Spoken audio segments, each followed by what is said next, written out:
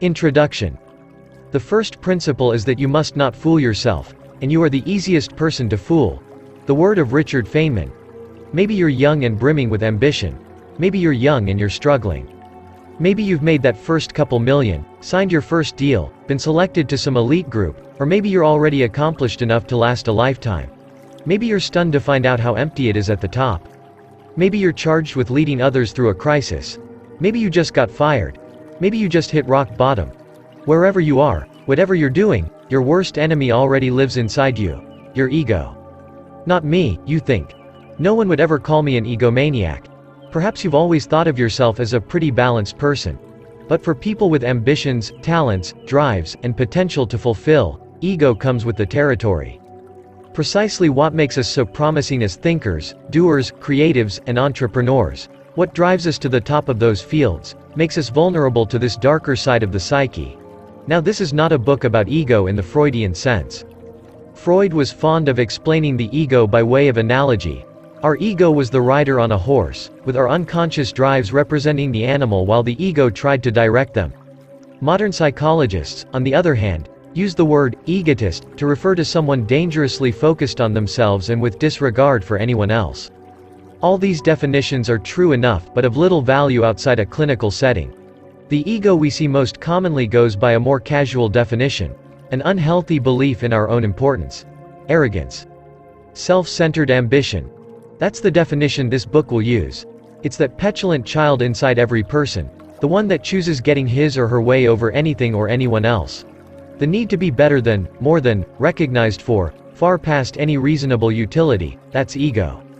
It's the sense of superiority and certainty that exceeds the bounds of confidence and talent. It's when the notion of ourselves and the world grows so inflated that it begins to distort the reality that surrounds us. When, as the football coach Bill Walsh explained, self-confidence becomes arrogance, assertiveness becomes obstinacy, and self-assurance becomes reckless abandon. This is the ego, as the writer Cyril Connolly warned, that sucks us down like the law of gravity. In this way, ego is the enemy of what you want and of what you have, of mastering a craft, of real creative insight, of working well with others, of building loyalty and support, of longevity, of repeating and retaining your success. It repulses advantages and opportunities. It's a magnet for enemies and errors. It is Scylla and Charybdis. Most of us aren't egomaniacs. But ego is there at the root of almost every conceivable problem and obstacle, from why we can't win to why we need to win all the time and at the expense of others. From why we don't have what we want to why having what we want doesn't seem to make us feel any better. We don't usually see it this way. We think something else is to blame for our problems, most often, other people. We are, as the poet Lucretius put it a few thousand years ago, the proverbial, sick man ignorant of the cause of his malady. Especially for successful people who can't see what ego prevents them from doing because all they can see is what they've already done. With every ambition and goal we have, big or small, ego is there undermining us on the very journey we've put everything into pursuing. The pioneering CEO Harold Janine compared egoism to alcoholism. The egotist does not stumble about, knocking things off his desk. He does not stammer or drool. No, instead, he becomes more and more arrogant, and some people, not knowing what is underneath such an attitude, mistake his arrogance for a sense of power and self-confidence. You could say they start to mistake that about themselves too, not realizing the disease they've contracted or that they're killing themselves with it.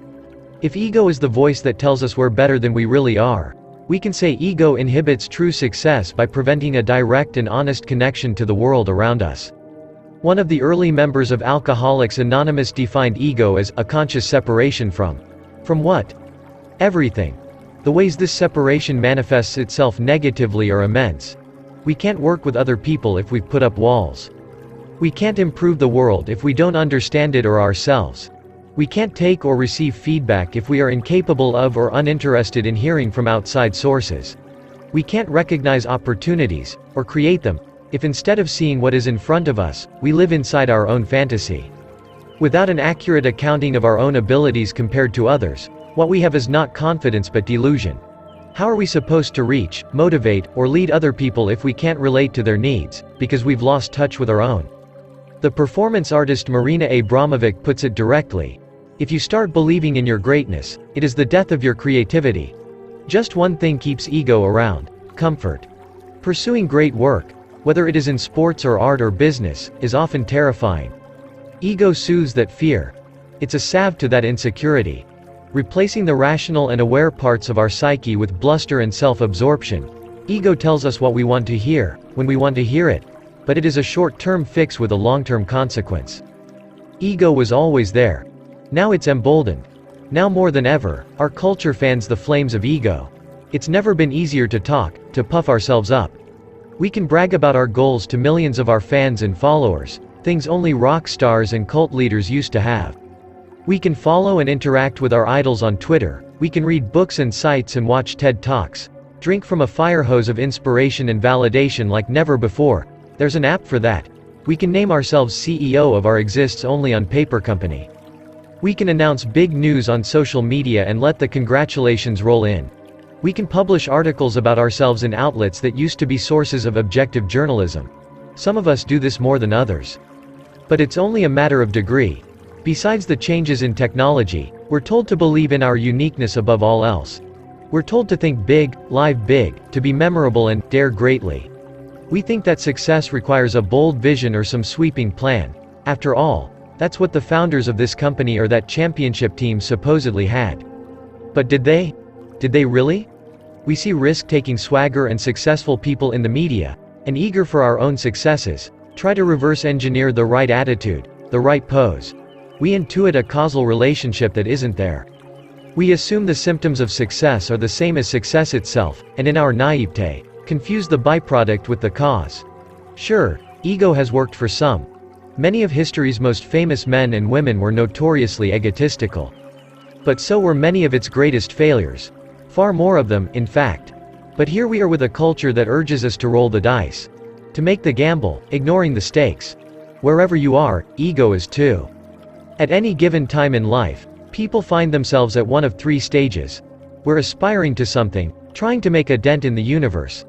We have achieved success, perhaps a little, perhaps a lot. Or we have failed, recently or continually.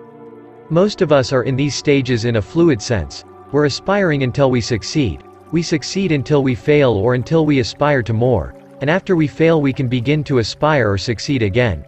Ego is the enemy every step along this way. In a sense, ego is the enemy of building, of maintaining, and of recovering. When things come fast and easy, this might be fine. But in times of change, of difficulty. And therefore, the three parts that this book is organized into: aspire, success, failure. The aim of that structure is simple. To help you suppress ego early before bad habits take hold. To replace the temptations of ego with humility and discipline when we experience success, and to cultivate strength and fortitude so that when fate turns against you, you're not wrecked by failure. In short, it will help us be humble in our aspirations, gracious in our success, resilient in our failures. This is not to say that you're not unique and that you don't have something amazing to contribute in your short time on this planet. This is not to say that there is not room to push past creative boundaries, to invent, to feel inspired, or to aim for truly ambitious change and innovation. On the contrary, in order to properly do these things and take these risks we need balance. As the Quaker William Penn observed, buildings that lie so exposed to the weather need a good foundation. So, what now? This book you hold in your hands is written around one optimistic assumption. Your ego is not some power you're forced to satiate at every turn. It can be managed. It can be directed. In this book, we'll look at individuals like William Tecumseh Sherman, Katharine Graham, Jackie Robinson, Eleanor Roosevelt, Bill Walsh, Benjamin Franklin, Belisarius, Angela Merkel, and George C. Marshall. Could they have accomplished what they accomplished, saving faltering companies, advancing the art of war, integrating baseball, revolutionizing football offense, standing up to tyranny, bravely bearing misfortune, if ego had left them ungrounded and self-absorbed? It was their sense of reality and awareness, one that the author and strategist Robert Greene once said we must take to like a spider in its web. That was at the core of their great art, great writing, great design, great business, great marketing, and great leadership. What we find when we study these individuals is that they were grounded, circumspect, and unflinchingly real. Not that any of them were wholly without ego. But they knew how to suppress it, channel it, subsume it when it counted. They were great yet humble. Wait, but so-and-so had a huge ego and was successful. But what about Steve Jobs? What about Kanye West? We can seek to rationalize the worst behavior by pointing to outliers. But no one is truly successful because they are delusional, self-absorbed, or disconnected. Even if these traits are correlated or associated with certain well-known individuals, so are a few others: addiction, abuse, of themselves and others, depression, mania. In fact, what we see when we study these people is that they did their best work in the moments when they fought back against these impulses, disorders, and flaws. Only when free of ego and baggage can anyone perform to their utmost. For this reason, we're also going to look at individuals like Howard Hughes, the Persian king Xerxes, John DeLorean, Alexander the Great, and at the many cautionary tales of others who lost their grip on reality and in the process made it clear what a gamble ego can be. We'll look at the costly lessons they learned and the price they paid in misery and self-destruction. We'll look at how often even the most successful people vacillate between humility and ego and the problems this causes. When we remove ego, we're left with what is real. What replaces ego is humility, yes, but rock-hard humility and confidence. Whereas ego is artificial, this type of confidence can hold weight. Ego is stolen. Confidence is earned. Ego is self-anointed, its swagger is artifice. One is girding yourself, the other gaslighting. It's the difference between potent and poisonous. As you'll see in the pages that follow, that self-confidence took an unassuming and underestimated general and turned him into America's foremost warrior and strategist during the Civil War. Ego took a different general from the heights of power and influence after that same war and drove him to destitution and ignominy. One took a quiet, sober German scientist and made her not just a new kind of leader but a force for peace. The other took two different but equally brilliant and bold engineering minds of the 20th century and built them up in a whirlwind of hype and celebrity before dashing their hopes against the rocks of failure, bankruptcy, scandal, and insanity. One guided one of the worst teams in NFL history to the Super Bowl in 3 seasons, and then on to be one of most dominant dynasties in the game. Meanwhile, countless other coaches, politicians, entrepreneurs, and writers have overcome similar odds, only to succumb to the more inevitable probability of handing the top spot right back to someone else. Some learn humility. Some choose ego. Some are prepared for the vicissitudes of fate, both positive and negative. Others are not. Which will you choose? Who will you be? You've picked up this book because you sense that you'll need to answer this question eventually, consciously or not. Well, here we are. Let's get to it.